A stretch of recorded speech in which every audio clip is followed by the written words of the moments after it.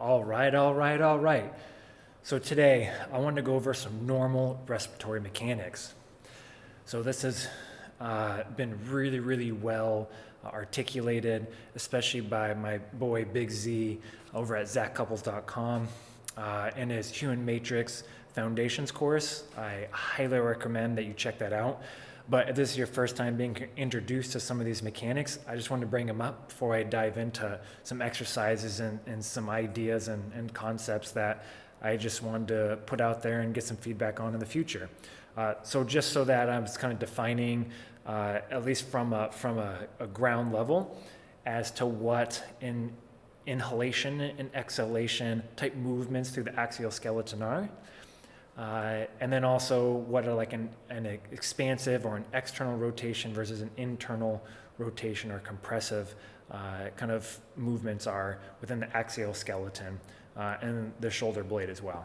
All right, so let's jump into it. All right, so from here, right, axial skeleton going to be defined as like the actual spine, and then is also occiput and in the top few vertebrae there, and then as well as the sacrum as attaches to the pelvis there, okay? So when we go to breathe in, the axial skeleton is gonna change shape a little bit, assuming normal breathing mechanics, okay?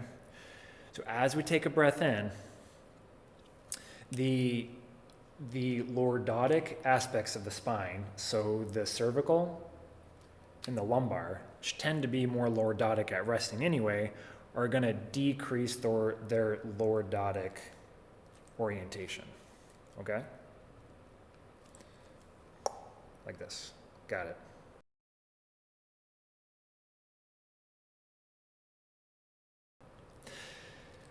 And then in the thoracic spine, what we'll get is a little bit more like a further exaggerated kyphosis. So we'll still get more pressure here. So essentially, if we thought of this as like a cylinder, we'd have everything increasing movement back that way for this kind of dorsal expansion. So, but to simplify it, cervical lordosis will be reduced, okay? Thoracic kyphosis will be increased, and then the lumbar lordosis will also be reduced. And what that'll create down here, which I'll show more on another model, is we'll get a little bit more sacral counter nutation. Okay. Again, because this one doesn't move very well, I'll show that later. This isn't a great representation of that. But the funny thing, though, is with an inhalation mechanics in the upper cervical spine, if we have the occiput here, it's actually going to go into a little bit more upper cervical extension, meaning we're actually going to get more of this as we go to take a breath in. So think about giving someone CPR. It's a similar type situation. It's going to open up the airway there, okay? So just to summarize again, inhalation, we've got reduced cervical lordosis, increased thoracic kyphosis, reduced lumbar lordosis, and then sacral counter nutation, and then occipital extension. Okay. So let's kind of move out to the sides here a little bit, okay? So this is my model of the best that I could come up with at the moment of essentially what it would be with the sternum, and then we got the thoracic spine right here.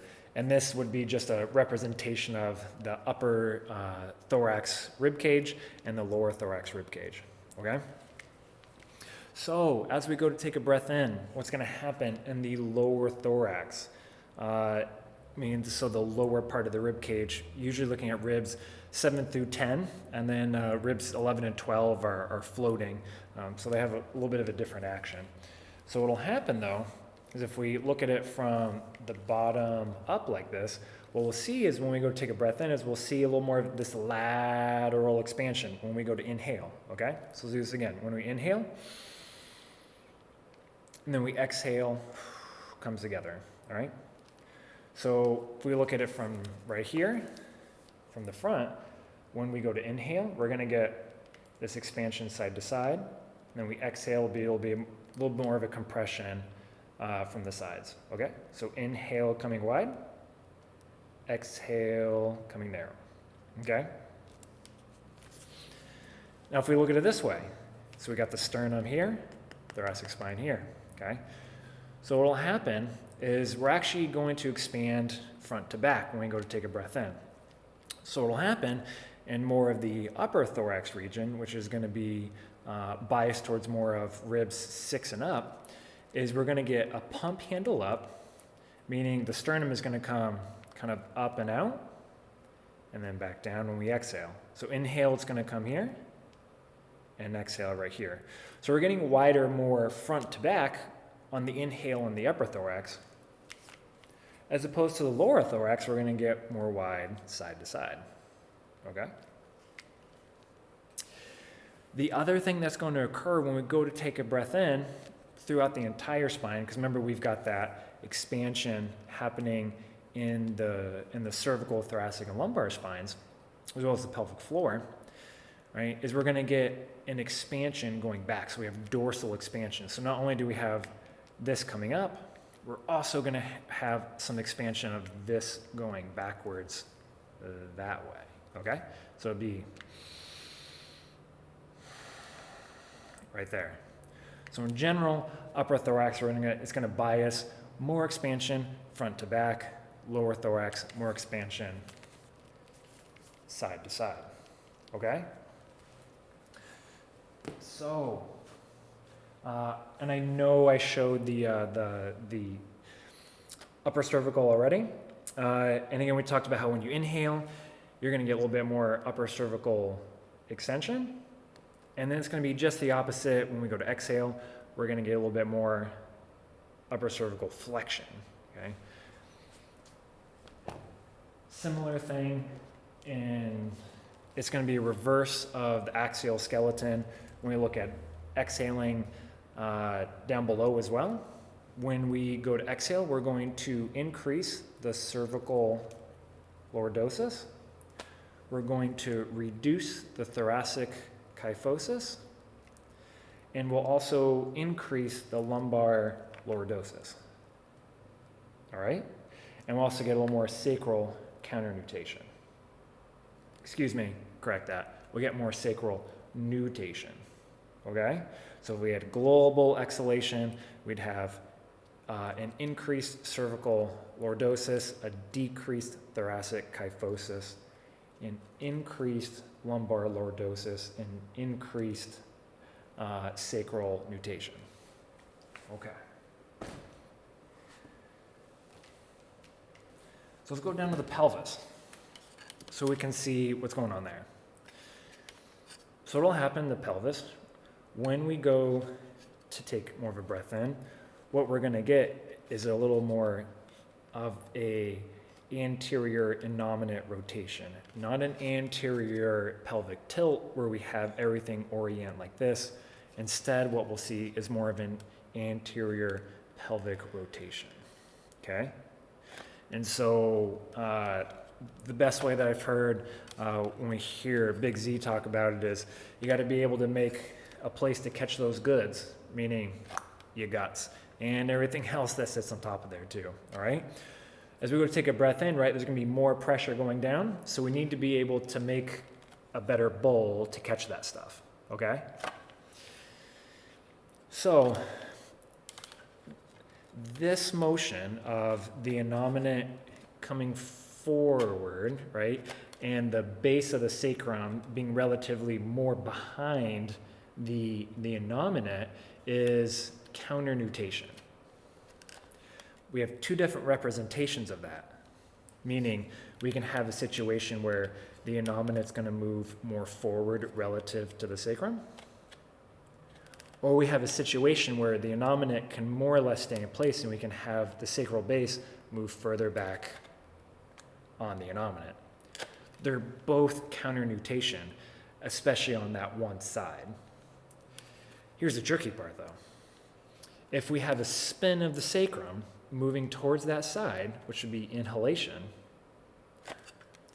then we'd be thinking, oh, we have more nutation on this side.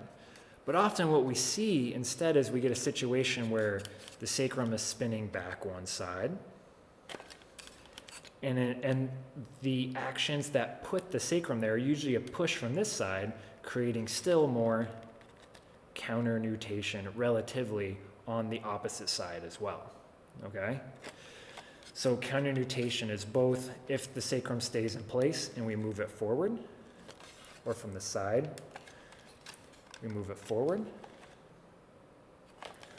Or it can also be that the innominate stays in place and the sacrum spins towards that side. That is also counter-nutation. Those are both representations of something that happens more in an inhalation bias, okay? Because we get more expansive capabilities on the backside of the hip and the pelvis right there. And this is kind of a funny thing as well.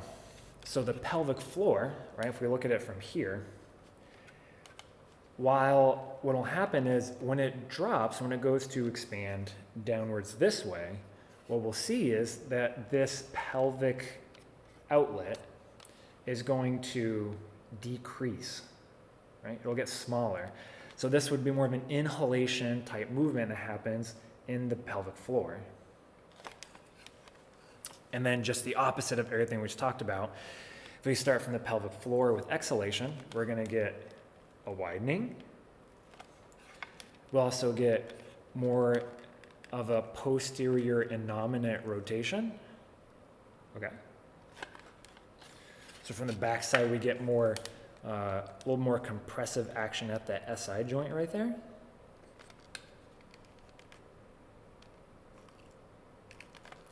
All right. And then we'll also see the pelvic inlet, meaning the spot from here to here on the top of the innominates will decrease as the pelvic outlet increases. So that'd be the movement at the pelvis. So the last thing I wanted to talk about was going over the scapular movement that occurs while we're breathing. So if we look at it from the back side here, so we got our scap. Whoop, wrong side. So we got our scapula. So usually what we'll see with inspiratory mechanics is we'll see the scapula move into more abduction, meaning it's moving away from the center of the spine. As opposed to exhale, we'll see more adduction. And so what it'll start to look like is we'll also get a little bit more of scapular external rotation, okay? When we go to breathe in, as opposed to more scapular internal rotation as we exhale. And if we keep looking at it from this end, when we go to get an inhale in, we're actually gonna get more of a anterior tilt when we go to breathe in with a big driver of that coming from the pec minor. And as we go to exhale, we're gonna get more of a posterior tilt on the scapula, okay? So again, let's summarize that real quick. When we go to inhale, we're gonna get more abduction. We're gonna get more anterior tilt. And we're gonna get more external rotation.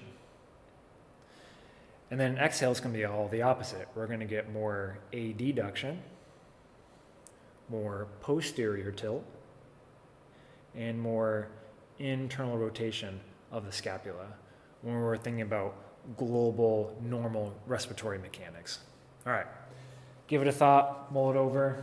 Again, I highly recommend that you check out Zach Couples' Human Matrix Foundation course for a really deep dive and some self-quizzes on how to help that. And feel free to reach out if you have any other questions. All right, have a good one.